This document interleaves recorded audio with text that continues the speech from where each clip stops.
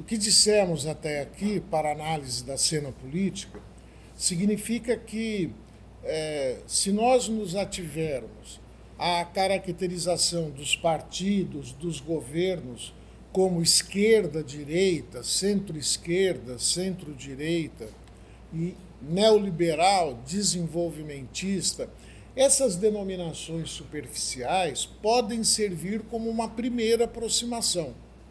Mas se nós nos ativermos e nos satisfizermos com essas caracterizações iniciais e superficiais, nós permaneceremos, como já a própria expressão que usei está dizendo, na superfície do processo político e seremos induzidos a análises incorretas. Seremos induzidos a cometer erros na análise do processo e da luta política. Então é necessário detectar aquilo que eu denominei a infraestrutura da cena política. E acrescento, para também tentar resumir, a relação dos partidos orgânicos presentes na cena política com as classes e frações de classe, seus interesses e seus conflitos, é ao mesmo tempo, excluindo a classe operária pelas razões que já explicitei, é ao mesmo tempo uma relação de dissimulação e de representação, ou, se preferirem, de representação e, ao mesmo tempo, de dissimulação. Eu vou tentar ilustrar isso utilizando um texto clássico do Marx, já citado, o 18 Brumário, do Luiz Bonaparte. Nesse texto, em primeiro lugar, o Marx toma em linha de conta, na sua análise, não apenas o conflito entre a classe operária e a burguesia, mas toma, num dos textos que eu indiquei para vocês, para leitura, de apoio ao curso, num desses textos, isso é mostrado, inclusive numa tabela, o Marx toma em consideração o proletariado, a pequena burguesia, o que ele denomina burguesia republicana, uma fração que ele denomina grande burguesia financeira, industrial e comercial, que nós poderíamos resumir no termo grande burguesia urbana, da economia urbana, uma outra fração da burguesia, que é a burguesia agrária e os proprietários de terra em geral, e, finalmente, mas não menos importante, o campesinato, que, aliás, retomando uma pergunta que foi feita, o Marx diz o campesinato conservador, porque ele localiza uma fração do campesinato que não é conservadora, que não apoia o Luiz Napoleão e que é uma fração minoritária, é verdade, que não apoia o Luiz Napoleão e que, na verdade, é vítima da perseguição e da repressão de parte do Estado bonapartista. Então, o campesinato e o lumpenproletariado, aquela massa de desocupados, semi-ocupados, que não se integram de maneira estável na produção econômica. Então, nós temos considerados aqui classes e frações de classes que se apresentaram como força social ativa naquela conjuntura, 1, 2, 3, 4, 5, 6, 7. 7 classes e frações de classe. Estamos muito distantes, na análise de Karl Marx, de uma análise que se satisfaria com a oposição simples entre capital e trabalho, burguesia e proletariado. Para todas essas classes e frações de classe, o Marx localiza, no 18 Brumário, os partidos e grupos parlamentares que representavam os interesses de cada uma delas, não é? E, para todos os casos, ele procura mostrar, apresentar fatos e argumentos. Não se trata de uma imputação, se trata de teses apoiadas em fatos e argumentos que mostrem a relação de representação política entre, de um lado, o grupo parlamentar e, de outro lado, a classe e fração.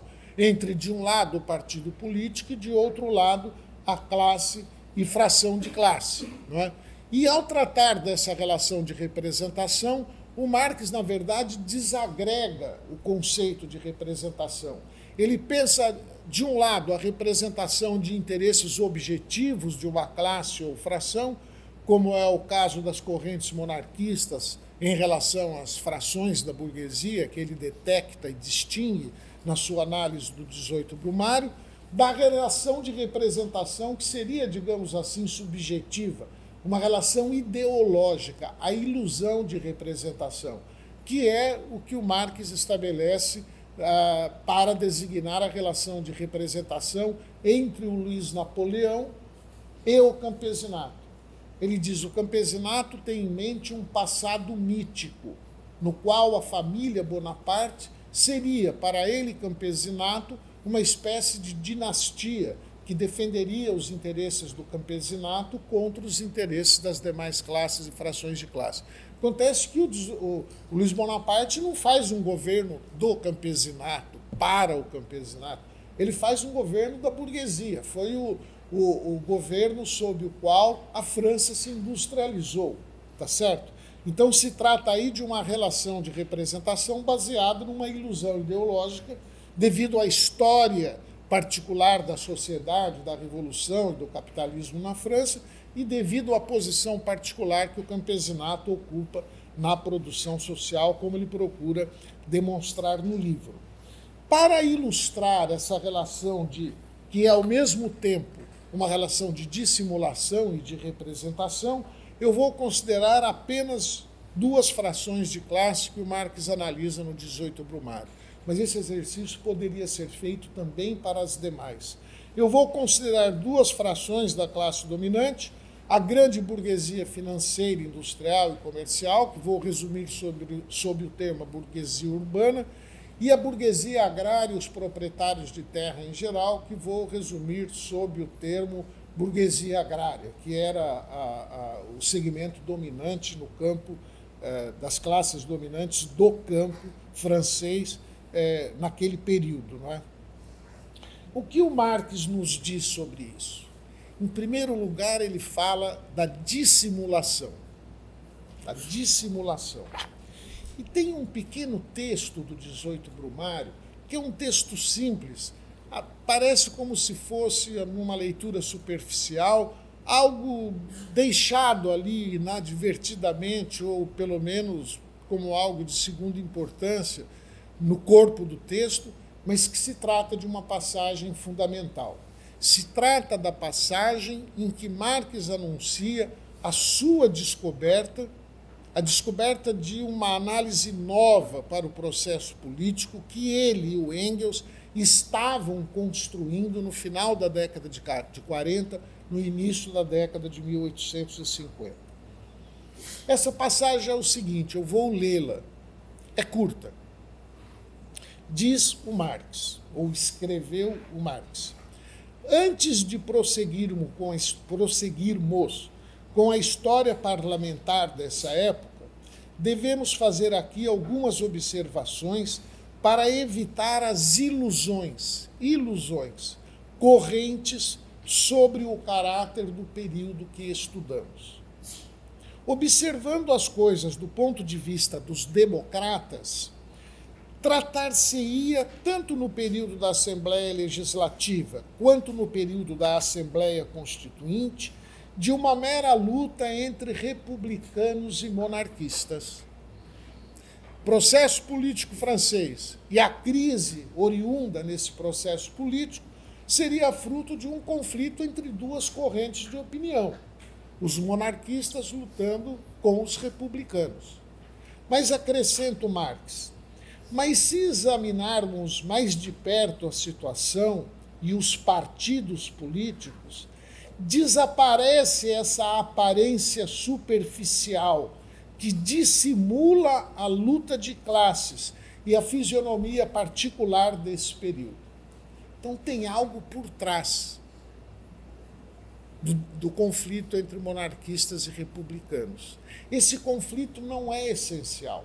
Ele é um conflito, na verdade, mal caracterizado. Por isso que eu digo, você pode partir da ideia de correntes de opinião, mas se você ficar nisso, você não vai fundo e você é induzido a erros, Por que induzido a erros? O Marx argumenta sobre isso. É como se ele dissesse assim no texto: o conflito principal é entre monarquistas e republicanos, vamos verificar se de fato é assim. E ele diz o seguinte: em junho de 1848, a classe operária realizou uma insurreição. Isso não está dito no livro, mas está dito num outro livro que ele escreve pouco antes do 18 Brumário, que é o Luta de Classes na França. A classe operária realizou uma insurreição em Paris para impedir o fechamento das oficinas nacionais, que eram as oficinas criadas pela Revolução de 48 para propiciar emprego aos operários desempregados. O governo ameaça fechá-las, nunca é assim, se diz abertamente, vamos fechar. A correlação de força pode exigir que taticamente se faça um disfarce. O governo dizia que iria deslocar as oficinas nacionais para outras cidades francesas. O operariado não engoliu essa conversa e realizou uma insurreição. A insurreição operária foi sufocada em sangue. O Marx diz: como se posicionaram monarquistas e republicanos diante daquela insurreição? Os monarquistas e os republicanos se deram as mãos para combater a insurreição operária. Ora, mas o processo político desse período não seria uma luta entre monarquistas e republicanos? O que é então que os monarquistas e republicanos estão fazendo juntos? Diz o Marx: estão agindo como classe e não como monarquistas e republicanos. Então tem alguma coisa aí por trás disso que não se resume a monarquistas e republicanos. Pois bem, exatamente um ano depois, em junho de 1849, é isso que o Marx mostra no 18 Brumário, teve uma nova insurreição popular, dessa vez pequeno-burguesa. Muito bem, monarquistas e republicanos novamente se deram as mãos para sufocar a Revolução Pequeno-Burguesa, a insurreição pequeno-burguesa. Então você tem o seguinte: monarquistas e republicanos que se unem e republicanos que lutam entre si, porque a pequena burguesia era republicana e os republicanos se voltaram contra a insurreição republicana. Então espera aí, essa história de monarquistas e republicanos não é tão simples assim. Ou seja, se observando as coisas do ponto de vista dos democratas, tratar-se-ia de uma mera luta entre republicanos e monarquistas. Mas se examinarmos as coisas mais de perto, revela-se outro fenômeno que estava oculto nessa caracterização de republicanos versus monarquistas. Então, com esse tipo de análise, o Marx está tratando da dissimulação. Tem outros detalhes do livro que eu vou abandonar, vou deixar de lado agora. O Marx mostra que essa caracterização do processo político como resultado do conflito entre monarquistas e republicanos não dá conta de explicar aquele processo político.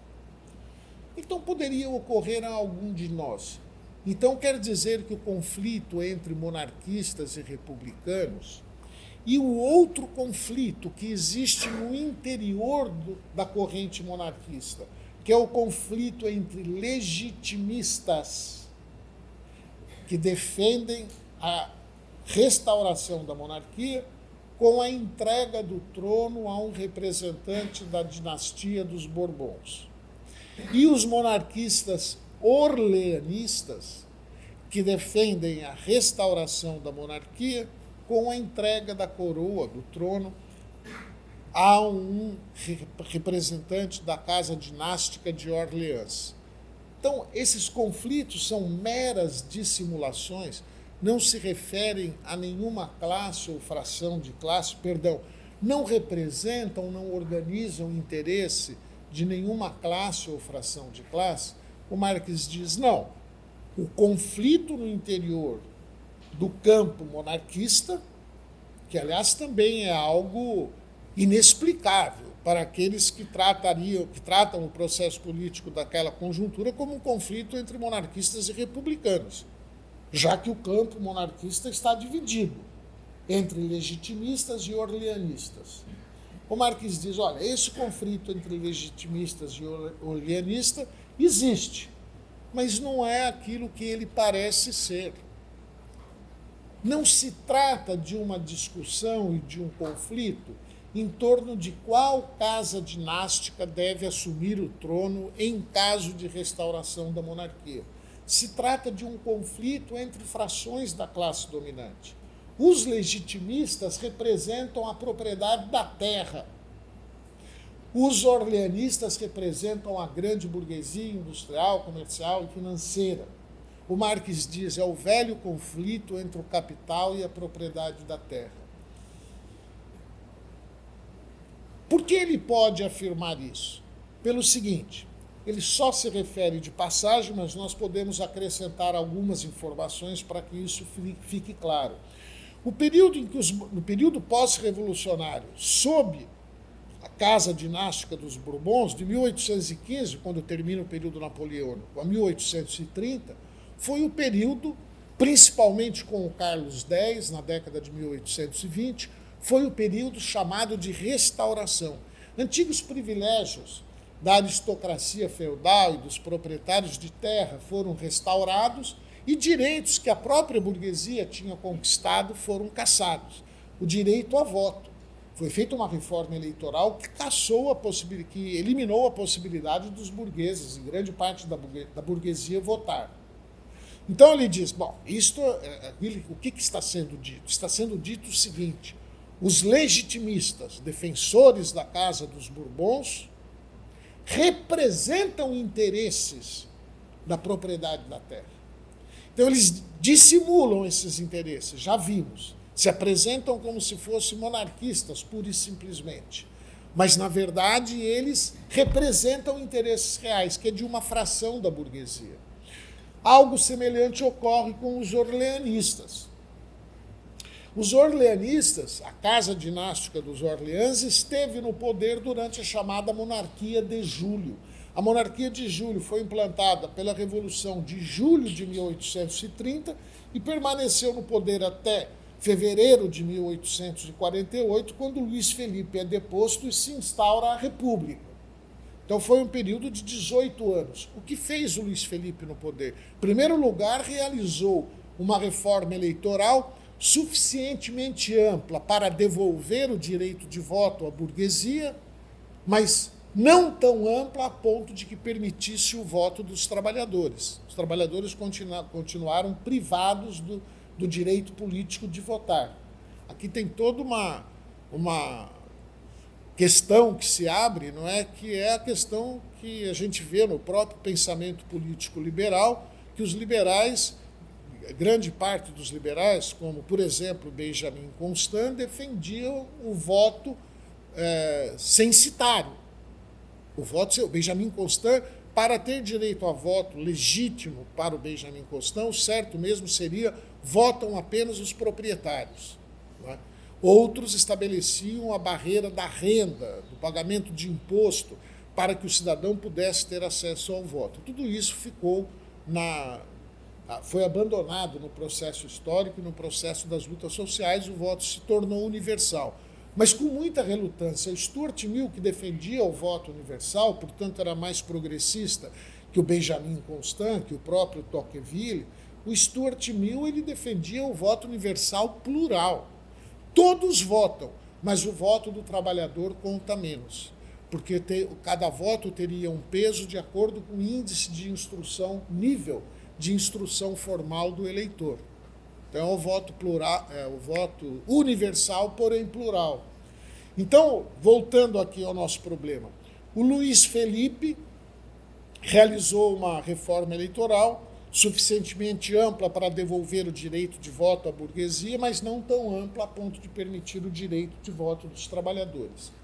E tomou outras medidas representando o interesse da burguesia urbana. Veja bem, Marx está dizendo o seguinte, eu digo que tais correntes monárquicas são, na verdade, representantes e organizadores políticos dessas frações da classe dominante, porque a história me mostra como elas agiram uma vez no poder. Está estabelecendo o vínculo de representação com base no conteúdo das medidas tomadas por essas correntes, diferentes correntes monarquistas, quando ocuparam o poder de Estado. Aí está o forte do argumento. Aí está o forte do argumento. Então, a relação, de um lado, dos legitimistas com a propriedade da terra, de outro lado, dos orleanistas com a burguesia urbana, essa relação é uma relação de representação, naquele sentido que eu indiquei, objetiva, porque, em primeiro lugar, objetiva, porque eles tomam, de fato, medidas favoráveis aos seus respectivos representados. Mas é também uma relação subjetiva, num outro sentido agora, porque essas frações se identificam, não no sentido que eu falei do campesinato, que é uma subjetiva no sentido da ilusão, mas agora subjetiva num outro sentido, porque cada uma dessas frações burguesas, de fato, se identificam politicamente com a corrente monárquica A e a corrente monárquica B. Nesse sentido que ele diz que representa. E nós estamos destacando aqui que não se trata apenas de uma dissimulação, mas também de uma relação de representação, para destacar que, na cena política, o que se passa não é apenas um teatro das sombras para iludir o público, é sim um espaço do processo político no qual é muito importante a ação dos partidos para organizar e vocalizar interesses de seus representados. Uma questão que poderíamos levantar aqui é a questão seguinte: essa relação de representação é transparente para o conjunto dos agentes nela envolvidos? Ou seja, os orleanistas têm consciência de que representam a grande burguesia urbana? Os legitimistas têm consciência de que representam a burguesia agrária? Uma resposta provisória que poderíamos dar para essa questão, mas ela exigiria mais aprofundamento, seria a seguinte: nem sempre existe essa consciência. E eu recomendei a vocês a leitura do capítulo 3 do 18 Brumário para o tratamento desse tema. Nesse mesmo capítulo 3, do qual já citei uma passagem, tem uma outra passagem, essa mais longa, mas eu vou pedir licença também para ler, uma outra passagem na qual o Marx mostra que boa parte dos orleanistas e dos legitimistas não tinham consciência de que representavam frações distintas da burguesia. Pelo contrário, imaginavam que o que os dividia era o apego à casa dinástica A ou o apego à casa dinástica B. Tanto imaginavam isso que se colocaram a seguinte questão: mas se nós, legitimistas, somos monarquistas, por que não tentamos uma unidade com os monarquistas orleanistas? E no campo dos orleanistas surgiu a mesma questão: por que não tentar uma unidade com o campo dos legitimistas? É o que o Marx denomina os embaixadores do Partido da Ordem, que ele considera que esses dois partidos fazem parte da ordem, ele usa a expressão Partido da Ordem. Ele diz, bom, então os embaixadores do Partido da Ordem puseram-se a campo para realizar essa tarefa de unificar as duas correntes monarquistas e assim fortalecer o campo monarquista. E a passagem, que de fato é um tanto grande, mesmo assim eu vou ler. Os legitimistas e os orleanistas, como dissemos, formavam duas grandes facções do Partido da Ordem. O que ligava essas facções a seus pretendentes e as opunha uma à outra seriam apenas os símbolos da Casa dos Bourbons e da Casa de Orleans, diferentes matizes do monarquismo. Aí acrescenta o Marx, para responder negativamente a essa pergunta. Ele diz, sob os Bourbons, governara a grande propriedade territorial, com os seus padres e lacaios, o apoio da grande propriedade territorial. Sob os Orleans, governara a alta finança, a grande indústria, o alto comércio, ou seja, o capital, com o seu séquito de advogados, professores e oradores melífluos, enganosos, né?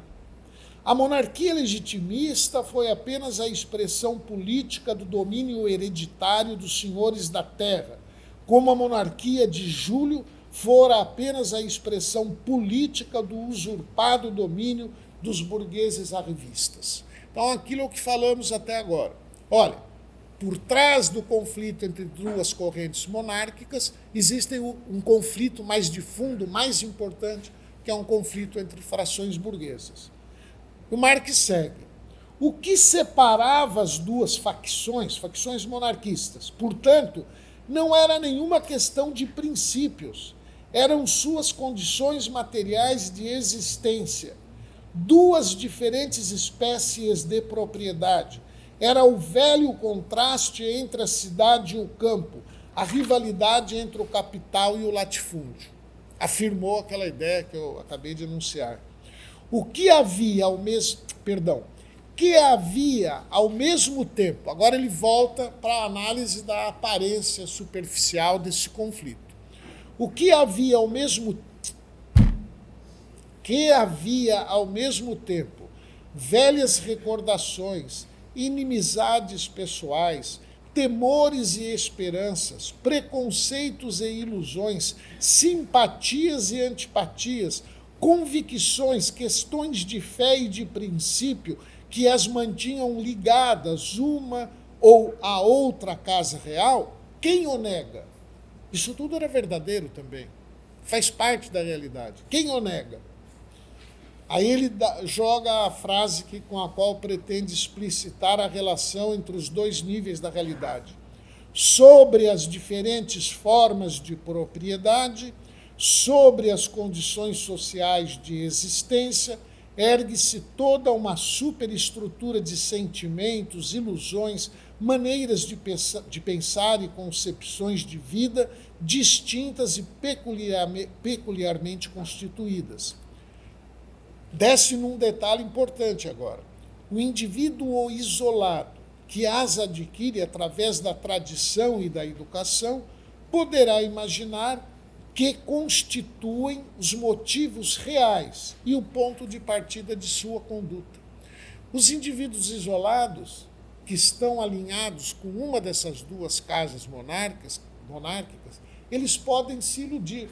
Eles podem pensar que são essas diferenças de costume, de tradição, essas rixas pessoais que dividem as duas casas monárquicas.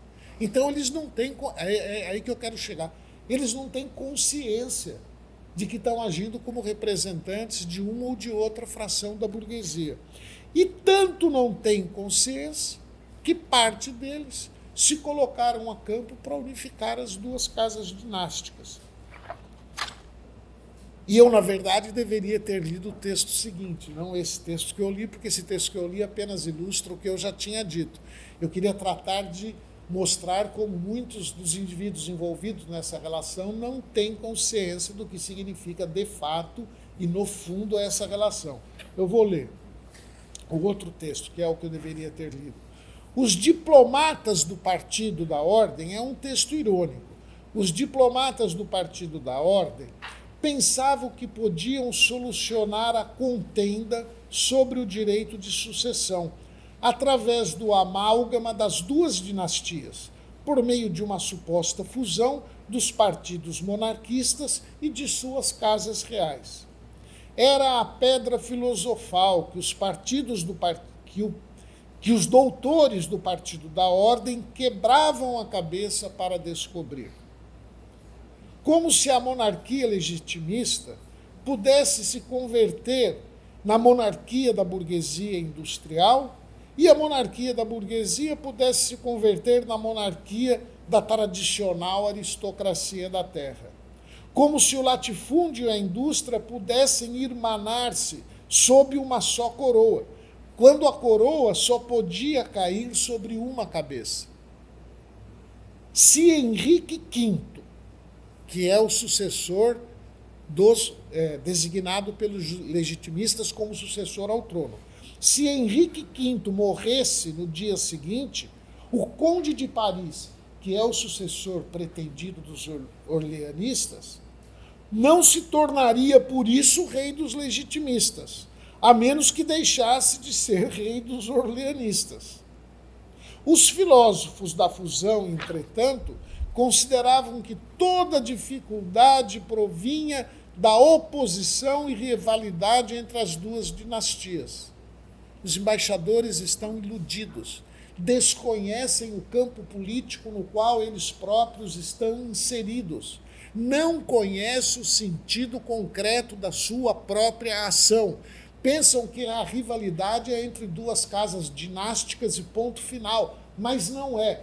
É uma Karl Marx, analista, de posse de um conceito, que é um instrumento para desvendar a realidade, que está evidenciando que os próprios agentes envolvidos naquele processo desconheciam. Essa frase, os filósofos da fusão, são textos irônicos, né? Filósofos da fusão. Fusão não tem filósofo, né? Nem necessariamente doutores. É para debochar, para dizer, pensam que sabem tudo, não sabem nada, né? Os filósofos da fusão, entretanto, consideravam que toda dificuldade provinha da oposição e rivalidade entre as duas dinastias. Aí o Marx prossegue. Os adeptos da fusão perceberam tarde demais que os interesses das duas frações burguesas não perdem seu exclusivismo, nem adquirem maleabilidade quando acentuados na forma de interesse de família, interesses de duas casas reais. Quando acentuados. Então quer dizer que a existência das duas dinastias desenvolveu o conflito entre a propriedade da terra e a burguesia urbana. A dinastia não é uma mera dissimulação, ela tem uma participação ativa no fracionamento da classe burguesa, que é a relação de representação e de organização que eu queria destacar junto com a relação de dissimulação. Muito bem, vamos para o encerramento desta sessão. Neste encerramento, eu queria situar este conceito da teoria política marxista, este conceito de cena política, frente a outras concepções da cena política. E pretendo eu evidenciando a superioridade do conceito marxista de cena política. O marxismo, já vimos como pensa a cena política. Uma relação de representação e, ao mesmo tempo, de dissimulação, exceção feita à classe e ao partido operário, representação e dissimulação de interesses e conflitos de classe e frações. Como os liberais pensam a cena política? Aqui eu posso recomendar a leitura do Stuart Mill, que é o grande liberal do século XIX, o livro Da Liberdade, o livro Considerações sobre o Governo Representativo. Posso indicar também, que é um caso muito interessante, outro liberal importante, o Alexis de Tocqueville, que escreveu um livro chamado Souvenir, Lembranças da Revolução de 1848, onde a concepção de cena política aparece de uma maneira muito particular, semelhante à do Stuart Mill, mas, diferentemente do Stuart Mill, aparece em contradição com outras partes da obra do Tocqueville. Poderia indicar, então, a leitura desse livro do Tocqueville, que foi traduzido no Brasil pela Companhia das Letras, e poderia também indicar, muito importante, talvez mais importante que esses dois, que são do século XIX, aquele que talvez seja o maior liberal do século XX, que é o John Rawls, estadunidense, filósofo da política, autor do Teoria da Justiça e de um livro também traduzido no Brasil, o liberalismo político. Se nós lermos obras como essas, o que constataremos? Os liberais são herdeiros do iluminismo. O iluminismo tem uma visão positiva do homem. O homem é um ser passível de aperfeiçoamento incessante. E a história descreve uma linha ascendente, onde o conhecimento, o progresso e as luzes se difundem cada vez mais pela sociedade, o homem e a sociedade se aperfeiçoam, e a linha da história é otimista e ascendente. É a concepção, inclusive, é a concepção do individualismo filosófico. A sociedade é um agregado de indivíduos racionais, conscientes e livres para fazer suas escolhas de vida pessoal e política. O que é a cena política para os liberais? A cena política é um mero confronto de ideias. Eles não relacionam esse confronto de ideias com confronto de interesses, porque para o marxismo a luta política é também um confronto de ideias, é também luta de ideias.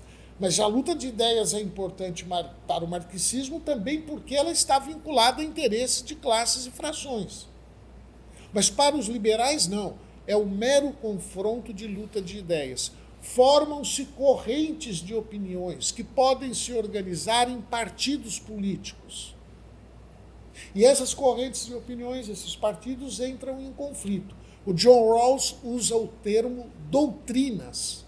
A política é um conflito entre doutrinas. Para o marxismo, a política é um conflito de classe. Para o John Rawls, a política é um conflito entre doutrinas, que também não se referem a interesses de classe. Estão fechadas sobre si mesmas. Como são construídas essas doutrinas?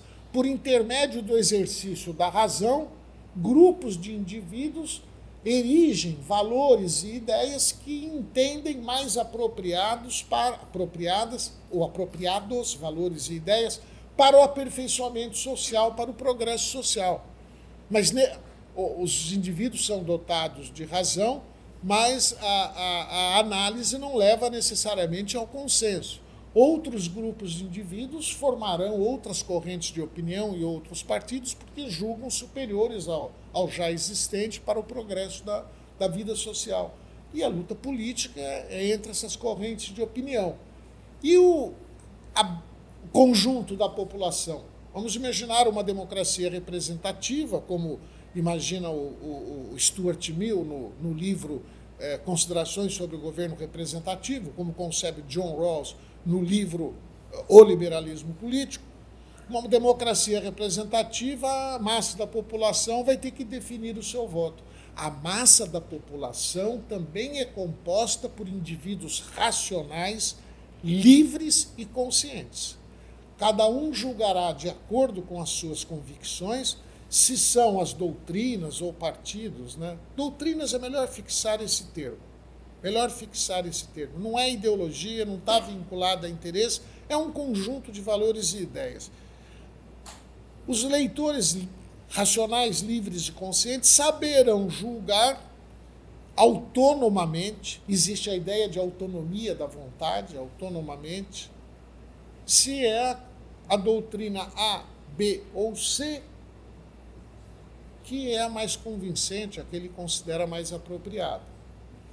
Doutrinas A, B ou C. Todo liberal sério, inclusive o John Rawls, deixa muito claro, deve existir o pluralismo. O pluralismo, sem ele não há liberalismo, não há democracia representativa. Mas este pluralismo deve ser limitado. Os grandes pensadores liberais esclarecem isso. O pluralismo é limitado. As doutrinas que atacarem a base da democracia representativa devem ser colocadas na ilegalidade. O John Rawls diz, devem ser combatidas como se combate uma doença. E a base da democracia para o John Rawls é o que ele chama de teoria da justiça. quem estiver as doutrinas que forem contra a teoria da justiça estabelecida pelo John Rawls, não é uma doutrina razoável, porque o John Rawls coloca esse adjetivo para as doutrinas razoáveis. São aquelas que aceitam o núcleo duro da teoria da justiça. As que não aceitarem não são doutrinas razoáveis e devem ser colocadas fora do processo político e, repito, combatidas como se combate uma doença. Não me recordo se a palavra é doença ou peste. Então, esses eleitores racionais, eles irão escolher a doutrina que consideram mais apropriada. Perguntamos aos liberais, o que é a cena política?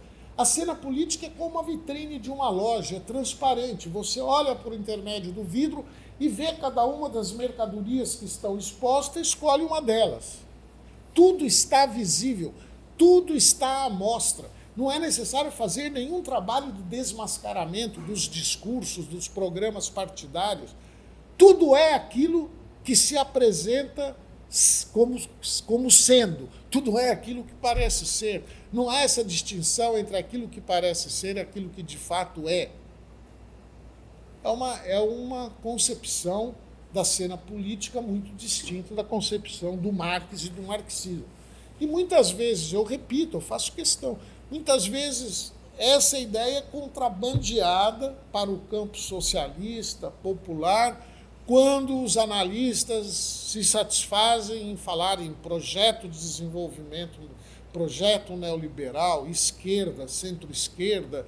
É nesse nível que nós estamos, no nível do conflito de doutrinas, do conflito de projetos. Isso não é análise política marxista. Repito, pode ser uma primeira aproximação, mas se ativer a isso, é induzido a erros. Vou dar um exemplo nacional. Por que o PSDB votou contra medidas do ajuste fiscal do governo Dilma? Devia votar a favor, eles são neoliberais, são a favor do ajuste fiscal, por que votaram contra?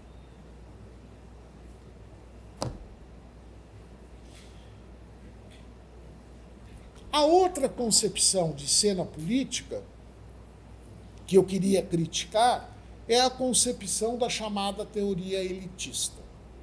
A teoria elitista parte de uma problemática completamente distinta da problemática liberal. Problemática, recordam-se da primeira sessão do nosso curso, é o terreno no qual a teoria se desenvolve. É a pergunta da qual, ou suposto ou supostos dos quais a teoria parte. O suposto da teoria das elites é uma visão negativa do ser humano. Ambos partem da ideia de ser humano. Mas aqui a visão é negativa. A teoria das elites, na verdade, rompe com a herança iluminista. Ela tem uma visão negativa do homem e pessimista da história. Por quê? Porque a ideia é que o homem é, para usar a expressão do Gustave Le Bon, que escreveu Psicologia das Multidões, e que é uma fonte de referência importante do elitismo clássico, o Le Bon diz: as multidões são violentas, irracionais. Ele compara a multidão às crianças e, numa sociedade muito mais machista do que a sociedade atual, na qual a gente vive, onde o movimento feminista era muito mais fraco do que é hoje, ele compara a massa às mulheres também. São movidas as massas pela afetividade, não são racionais. Com desculpa das mulheres, mas é necessário conhecer o autor que comentamos. Então as massas seriam irracionais. Se não forem enquadradas e seguras, elas levarão à desagregação e ao declínio da sociedade. E quem pode segurar? É aí que entra a teoria das elites. Quem pode segurar são as elites. O que diz a teoria das elites? E, parênteses, também esse termo elite é muito presente no campo progressista e, inclusive, de organizações de esquerda. A elite brasileira, a elite que governa o Brasil desde 1500. Gostaria muito de saber qual é a semelhança entre um senhor de engenho que possui escravo na capitania de São Vicente no ano de 1550 e um grande banqueiro brasileiro no capitalismo financeiro do século XXI. Mas a elite é um termo suficientemente vago para comportar isso tudo. A elite também é um termo suficientemente vago para sugerir, sem afirmar abertamente, o seguinte: desde que o Brasil é Brasil, desde 1500 até 2019, a massa, porque se eu estou falando em elite, está subentendida a ideia de massa, a massa é uma massa amorfa, manipulada, que desde 1500 não conseguiu fazer nada. Sua organização e sua luta não tiveram impacto nenhum sobre a história do Brasil. A mesma elite de sempre está aí, desde as capitanias hereditárias até o capitalismo monopolista. É isso a história do Brasil? Nada mudou? As elites sempre manipularam? Bom, a ideia que está sendo sugerida é que se a massa é assim, merece continuar assim mesmo, né? Até hoje não fez nada. Não teve nenhum impacto na história do Brasil, nem na independência, nem na república, nem na abolição, nem em 1930, nem na redemocratização de dos anos 1980, nada. O operário do ABC que pensava que estava colocando em crise a ditadura estava errado. Os populares que apoiaram a Revolução de 30 e obtiveram com isso a legislação trabalhista também estavam enganados. Os escravos e a classe média urbana que lutaram pela abolição e conquistaram a abolição contra a vontade dos fazendeiros de café também foram enganados. A elite continuou a mesma, a massa continuou amorfa. Fecho esse parênteses. Foi apenas para indicar o contrabando que consiste em trazer para o campo da teoria política marxista a noção de elite. Nós não falamos em elite na teoria política marxista, nós falamos em classes e frações de classe. Mas a teoria da elite fala em elite. Opõe a elite à massa. A massa é esse conjunto de indivíduos, a grande maioria, irracional e violenta, que a elite tem que enquadrar e dirigir. E eles, os elitistas clássicos, como Mosca e o Pareto, escrevem a sua teoria explicitamente contra a teoria marxista, particularmente contra o movimento socialista. O ponto de partida é o seguinte: estão enganados aqueles que dizem que é possível acabar com a divisão e a desigualdade na vida social, porque sempre haverá uma elite dominante e uma massa dominada. Então, aqueles que falam em extinguir as classes sociais estão trabalhando com ideias ilusórias. Estão trabalhando com ideias ilusórias.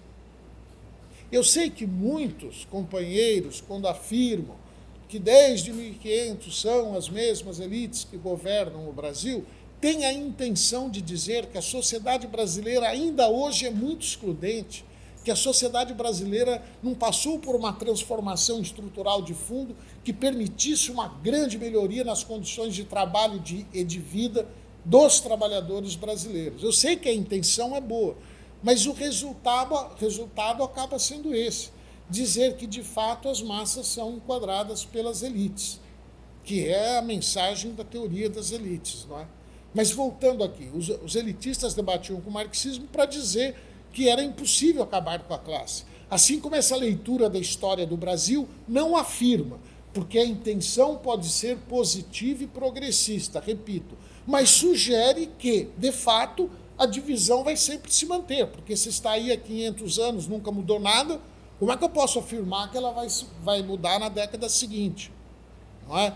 Então, os elitistas, essa é a ideia básica dos elitistas, são muito diferentes dos liberais, e quando aplicamos essa concepção que rompe com o iluminismo e com o liberalismo, evidentemente, que é filho do iluminismo, como eu disse, quando aplicamos essa visão para a cena política, nós temos o seguinte resultado: na cena política agem as diferentes elites que disputam entre si o poder.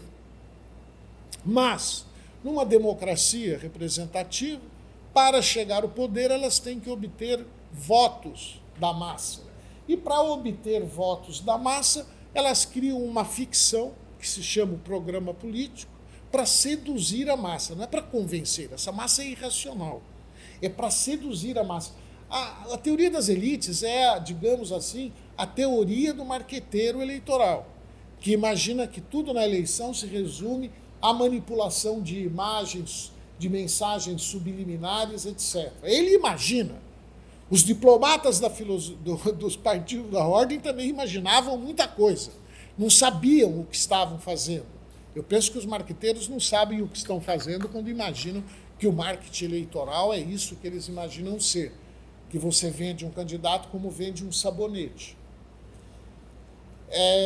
Então, o que a teoria das elites diz, tanto os elitistas clássicos quanto neo-elitistas dizem sobre a cena política, que são elites manipulando as massas, que não adianta tentar convencer racionalmente, seria improcedente tal tentativa, seduzir as massas para que votem. A elite que obtiver mais voto adquire o governo.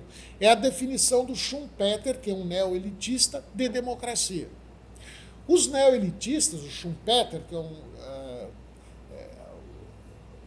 o Wright Mills, que também é um neo-elitista progressista de esquerda, mas é um neo-elitista.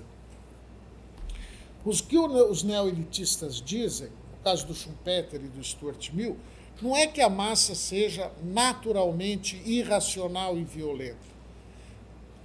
No caso do Wright Mills, ele diz que o monopólio da mídia impede hoje que se forme uma opinião pública como resultado de um debate e do confronto de argumentos. Então existe manipulação e a massa está desinformada. Entendem que está sociologizado aquilo que para Gustave Le Bon era uma condição natural, digamos assim, das multidões. Para o Schumpeter é o seguinte, o Schumpeter usa o conceito de homem comum. Aliás, que é um conceito que entrou em alguns observadores e analistas do processo político brasileiro, caracterizam o governo do Bolsonaro como representante do homem comum. Para mim, isso é um contrabando da teoria elitista para dentro de um pensamento progressista e socialista. O homem comum é o conceito do Schumpeter. O que significa o homem comum? É a grande maioria da sociedade que é, sim, racional, é racional para definir o seu projeto pessoal de vida, que profissão vai escolher, se vai casar ou não vai casar, se vai ter filhos ou não vai ter filhos, se vai morar em Aracaju, em João Pessoa. Para isso, o homem comum é racional. Mas para discutir e decidir sobre política externa, política econômica, política social, política cultural, o homem comum não pode ter racionalidade, não tem sequer as informações. Exigiria até um conhecimento que o homem comum não tem. Então, a massa continua amorfa, sem saber o que quer, e as elites procuram seduzi-las para obter voto. Vejam a diferença com o marxismo. Se coloca em 2 ou 3 níveis. Primeiro nível, a relação entre elite e os partidos políticos dessas elites e a população, digamos, para usar um termo bem genérico, e a população não é uma relação de representação, como é na análise da cena política marxista. Porque a elite não representa a massa. Por que a elite não representa a massa? Por uma razão muito simples. A massa não sabe o que quer. Quem não sabe o que quer não pode ser representado. Como que nós podemos eleger alguém para nos representar se nós mesmos não sabemos onde queremos chegar? Então, para a teoria das elites, em primeiro lugar, não existe a ideia de representação política. Em segundo lugar, a cena política é sempre opaca.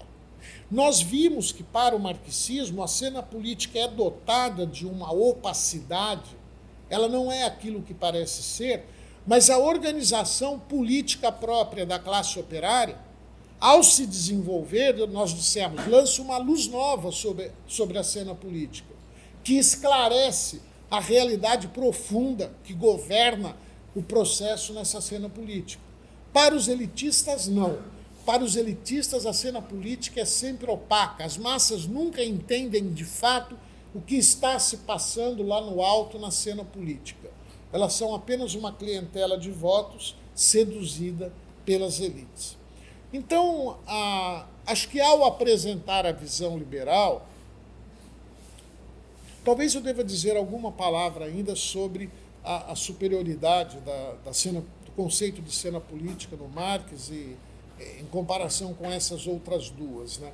O que o marxismo mostra é que esse indivíduo livre, racional e consciente não existe nos termos colocados pelos liberais, porque os indivíduos não estão desencarnados historicamente. Eles estão inseridos numa época histórica, numa classe social. Então, primeiro, não se pode trabalhar com a ideia de indivíduos em geral para fazer análise política. Segundo, a inserção de classe nem sempre permite que o indivíduo tenha consciência de que seus interesses, seus valores são decorrentes da sua condição de classe. Um burguês que defende uma determinada política econômica não concebe necessariamente que está defendendo aquele projeto de política econômica porque ele favorece os seus interesses enquanto burguês. Ele acredita que defende aquele projeto porque aquele projeto é o que vai permitir maior desenvolvimento para o país. Eu estou defendendo medidas favoráveis ao agronegócio.